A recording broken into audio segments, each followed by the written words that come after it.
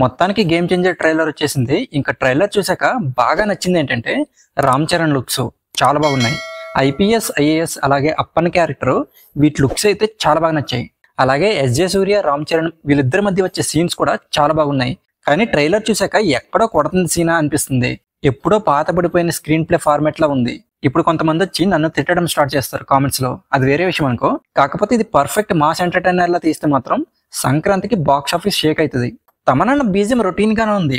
అంటే pan India range film కి ఇలాంటి మ్యూజిక్ అంటే ఇంకా కీరా అద్వాని మేబీ సాంగ్స్ కోసం తీసుకున్నారేమో, చూడాలి. అంత ఇంపార్టెన్స్ ఉండకపోవచ్చు.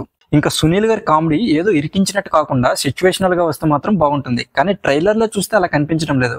ఓవరాల్ గా ట్రైలర్ అయితే తెలుగు మాస్ మూవీలా ఉంది. పర్లేదు, సంక్రాంతికి వచ్చే ఆడియన్స్ కి కొంచెం నచ్చినా చాలు శంకర్ గారి గండం నుంచి తప్పించుకోవచ్చు. శంకర్ గారి నుంచి ఒక పర్ఫెక్ట్ కంబ్యాక్ కోసం వెయిట్ చేస్తున్నా.